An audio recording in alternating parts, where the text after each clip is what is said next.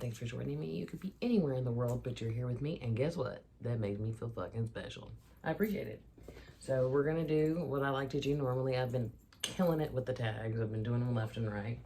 And what you'll be seeing coming up is a tag or two that I created. So I'm excited about that. But anyway, I need to get ready because I need to get ready for the day. And then I have other videos that I need to film and I don't want to be looking ratchet. So that's what we're about to do. I'm going to go back to sometime in the beginning of the year and I'm going to do the Truthful YouTuber tag. That's the one I'm going to do. I'm going to get dressed. I am going to try two things that are new today. My skin, as I'm getting older, is not, it used to be like a slick, there's oil just everywhere, but it's not like that anymore. It's much more combination, maybe even dry. So I was going to try the Pores No More Luminizing Primer from Dr. Brandt and see, what that's supposed to look like. And so we're going to get started. Transition. You're seeing probably now a lot of tag videos from me, just because they're easier for me right now. I'm transitioning jobs. I started a new job in the second week of January, and so I'm preparing for those, for that, switching offices and stuff, and making sure my certifications are correct, and making sure they have my documents, and that takes time. I'm also going to a bunch of doctors to make sure everything's not falling off. I got to get my eyes checked. There's just a lot of stuff, and so my content is a little bit not lazy, but easier for me to do. You will see in the beginning of a year a eyeshadow palette collection, because I did one in the beginning of this year, and I did one mid-year, and I'm gonna do one in the beginning of next year, and then you'll also see my thematic no-buy year, which is really gonna be fun. I'm actually excited about it. And because no-buys are really, really personal and people forget that. And so I created a no-buy for me. So let's get started. This was created, I think, by Mel Thompson. I want to say that's who created this. And I'll either put a bubble here or a bubble here for her. So the first thing it says, have you ever received a product, tried it, didn't like it, and then decided not to review it? No. I don't do that. First of all, products that are sent to me, the way that I have things contracted, or I don't receive PR, but companies will approach me about, different products that they want to send me, and I will go and buy it, because I don't want you on any kind of like trip that you sent it to me. You know what I'm saying? Like, let's be real. Like, I bought it, so I don't owe you anything. You know what I'm saying? And they'll ask me to give them their thoughts on it or whatever, and I'll do that. I don't like it, to be honest with you, when YouTubers only do favorable reviews. I think that is actually like a disservice to the consumer, right? Like, people need to know if a product is shitty. But then I understand that YouTubers they don't want to fuck up their relationships with brands, in the contracts that I create and send to brands, it's there, or to PR firms or whatever, it's very well understood. Like, if I buy this and you're asking me to review it and you're, whatever, I'm letting you know that it's going to be exactly how I feel about it, so that's what it is. But a lot of YouTubers will review things favorably to stay in good graces with companies. I don't do that shit. I don't need to. Again, this is not my career. This is a hobby. My source of income is adequate for me to live the way I want to live, and so I don't need this. This is just for fun. Now my freelancing stuff, because I do all kinds of freelancing, those assignments vary, from day to day, from month to month, what I'll be asked to write about. A lot of it's op-ed pieces, opinion-based pieces, because who else has an opinion but me? And so I'm known for in the writing community, I'm known for my thoroughness and, just my outspoken voice that, brings a different type of tone to a situation that people may not want to consider. So that's that. Okay, number 2. Products you use alone but don't show online. I don't do that. I used a Kat Von D palette the other week. I mean, what are you gonna do? If you don't like it, reach up here and go click the fuck out. Like, I don't know what you want me to do.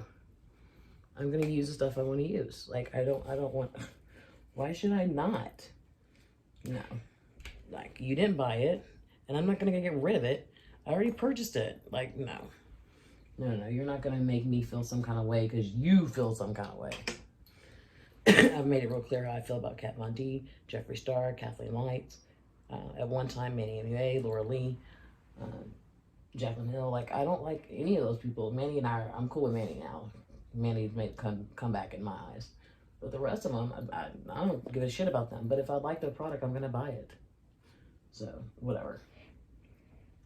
There's nothing that I, like, purposely only use off camera. No. Products you want to buy but won't because you don't support the brand. Nope, I'm not on that bandwagon. I'm not into the cancel culture. I'm into accountability. Absolutely, because every time I use a product that's by a brand or an influencer that I'm not fond of, I say immediately, I don't support Kathleen Lights. I don't think she ever made a formal apology for using the word whatever. Drunk or not, that was her excuse. But I love the palette and that's what I want to buy. I mean, that's how I do it. Because here's the thing, other people work for the companies that create these brands and they got to feed their family.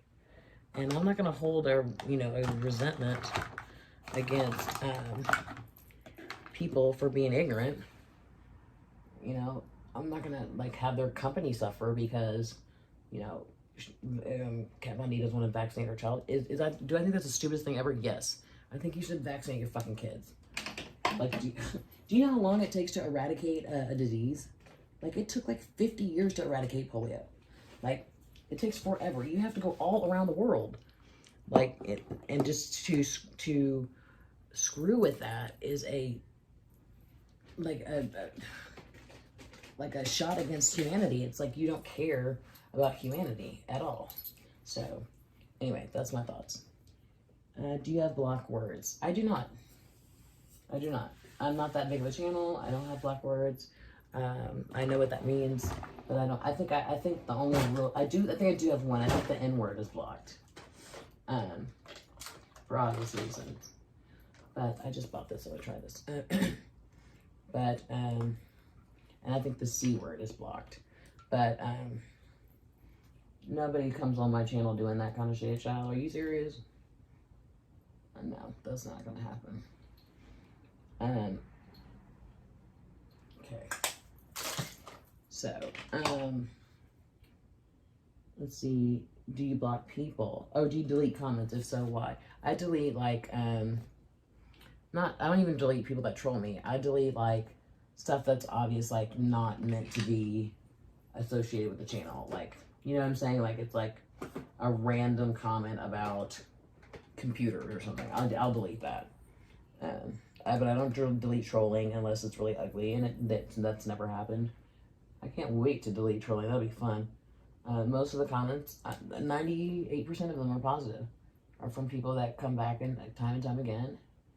Coco Lee is one of them. She's awesome. She watches all my videos. She's very supportive, and she always comments. And so, but I haven't had the experience where I felt the need to delete comments yet. Do you block people? If I had an opportunity, I would. But let me tell you something. Somebody blocked me. I was watching a video after Hurricane Harvey. I was at my parents' house. And this girl that was in Dallas or Austin was talking about how the people in Houston how we were being like dramatic about the hurricane, and like I was shocked because like, what are you saying? Like, she was saying that we were being like overly dramatic, that it wasn't that bad, like it's just rain, you know how to swim, I'm sure, like just really shitty stuff. And I went on there and fucking cut her up, man. I was like, what are you fucking talking about? I said, I lost my home and my car. What What the fuck is wrong with you? I was pissed. And she blocked me. And she blocked me because I called her the fuck out. Like, you don't have any idea what the fuck is going on down here. You're in fucking, she's in Dallas? Somewhere.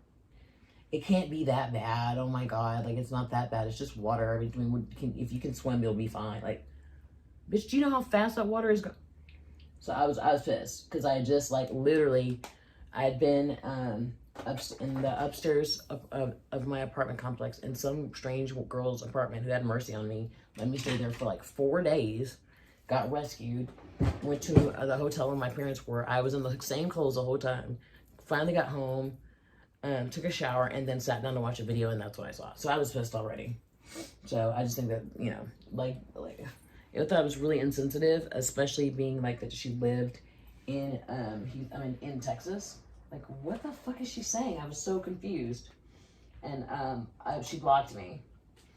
So I went on as my other Google ID and let her know that I didn't appreciate her blocking me because I was telling her the fucking truth. I didn't call her any names or anything. I just told her she was really insensitive.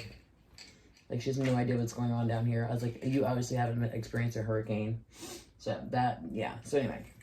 Have you ever lied about a product to stay on good terms with the brand? Nope, I don't give a fuck. Nope, I'll do what I want. No. Actually, the last review I did was for Queen KM Cosmetics. I loved I'm using my subculture because I want to. And I loved everything about the palette. I thought it was so beautiful.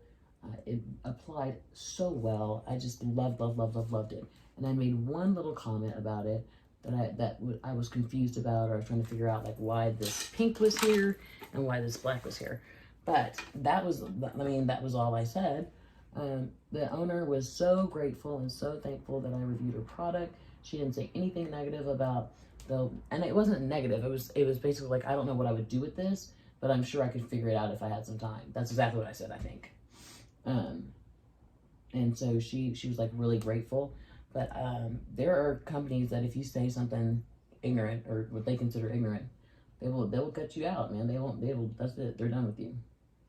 So I don't fucking care. Like, it doesn't bother me. You're not my bread and butter. So it's okay.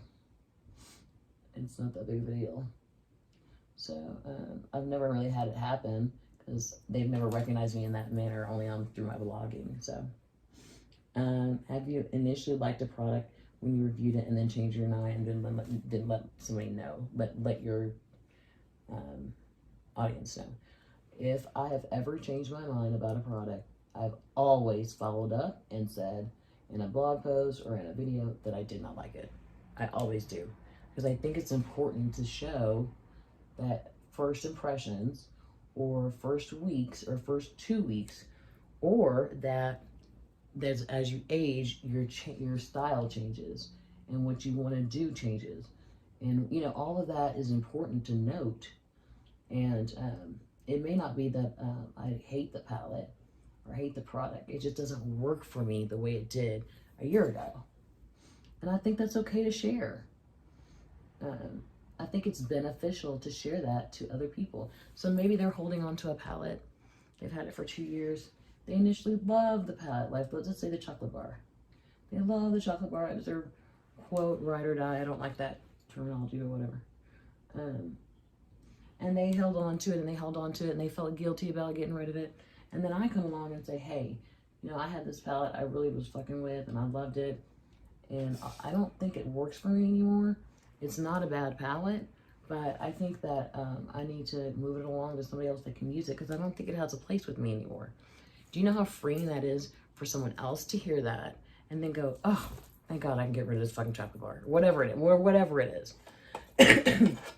So I try to keep it 100 in my life, period. And that's in everything I do. So, because it may set someone free from something that they don't want to experience anymore. You know what I'm saying? So that's just me. Okay, what's the next one? Influencer you don't trust. Jaclyn Hill, Kathleen Lights, Jen Loves Review.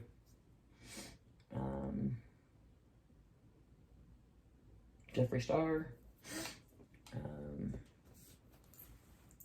And Jen Love's review is a personal thing. She said something to me in her Facebook group that was really rude. I don't think she even realizes how rude it was. Because she genuinely looks like a really nice person. But I think she was having a bad day. And she said something I didn't like. So, what else? It's not that I don't trust her necessarily. I just don't like her anymore. Trying to think of anybody else. Laura Lee. I think that's it. Influencer you trust the most. Okay. Now, she and I are definitely on two different wavelengths, for sure. Or the age difference, the way she like rocks it, like the way her aesthetic is different than mine.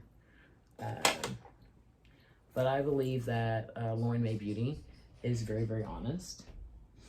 I like her style. I like how she's not interested in like keeping other people happy, but making herself happy. And she shared some things about her personally, about her anxiety and stuff, and I just could really relate to her. Another one that I can relate to that I trust is Mel Thompson. She is a connoisseur of eyeshadows like myself, and she's very honest in her reviews, I feel. Another person, let me think. Georgia Harris. I could always trust whatever Georgia Harris says, what she believes to be true. She's on a journey towards minimalism, so I'm not really rocking that hard with that, but I still like her. One that is no longer on YouTube that I could always trust was Makeup Struggles. Makeup Struggles would tell you exactly what it was going to be like, what you could expect, and I really miss her, and I really liked her. I used to watch all her videos, and I'm sad that you can't even watch her videos anymore. She's amazing. Just like, talk about keep it the fuck real. Like, she's amazing. And let's see, who else do I trust? Stephanie Nicole. Even though she went on that like whole thing with hanging out with Viseart and stuff and whatever, we're the same age, I think, around the same age. We kind of have the same aesthetic. I don't know if you guys know this, I have a bunch of tattoos. We're both professional women. Kind of at a crossroads in our life. I think she's very honest. I didn't like that whole series she did with Viseart. I thought that was weird. But other than that, I'm cool with her. I like her a lot. Let me see. Smoky Glow, to some extent. I think she is getting a taste of a little bit of financial independence and freedom, and the only thing that bothers me about that is that she talks about it all the time. Every day, every time she talks on a video, she's talking about how financially secure she is, which I'm really happy for. Don't get me wrong. There's nothing like being able to wake up and know your lights are going to be on. But I think that might annoy other people her age that are not. I think I've seen her kind of like go from like very self-conscious young lady to somebody that kind of like is like grabbing life by the balls and like rocking and doing her thing. And so I have an affinity for her. Plus she's in social work school, so I have affinity for her. I like her a lot. So what's next? Secret tips or product applications you don't show on camera. I don't have any. I really don't. The only thing that I don't. I really don't. I don't have any. Well, sometimes I'll cut it out is when I'm powdering my face. I learned a long time ago, like if you take a powder puff, like one of these, oh crap. Oh, messy. It's okay, we're not really going anywhere. Okay. If you take a powder puff like this one from Rimmel, and you take your powder and you press it into your face, and it's like that's how you're supposed to set your face. And sometimes I cut that out because I look like a clown afterwards. But yeah, like you're supposed to take the puff and like press it like that, and then go behind it with a brush. You're never supposed to sweep powder onto your face. And that's how you can maintain a really matte face. So I learned that a couple of years ago. No, not a couple of years ago. Well, actually a while ago. I gotta fix that because now I got powder all over my face. But okay, now, have you ever showed one product but were actually using another? No, not intentionally. Definitely not intentionally. I don't think so. No, I don't think so. Have you ever not disclosed a sponsorship? Nope. Any sponsorships I've ever done have not been on videos. They've been on my blog. Have you ever had a bad interaction with a brand? Yeah. Yeah. There's one brand that comes to mind immediately, but I don't want to talk about it because I don't want to hear y'all shit, like what y'all think about it and stuff. What happened? Oh my God. No. Just know that they're extremely popular, and I ordered $500 worth of stuff from them a couple of like Novembers ago, and my mom had just passed away, and I was trying to like get Christmas presents for my nieces and stuff, and the stuff came after Christmas, and it was not complete. The orders were not complete, and I was livid, and I got pissed off, and I cussed out the customer service, and then they will not allow me to order from them. So, and I even told them like I apologized for everything. I explained to them that my mother died October 15th. That was like not even 2 months later.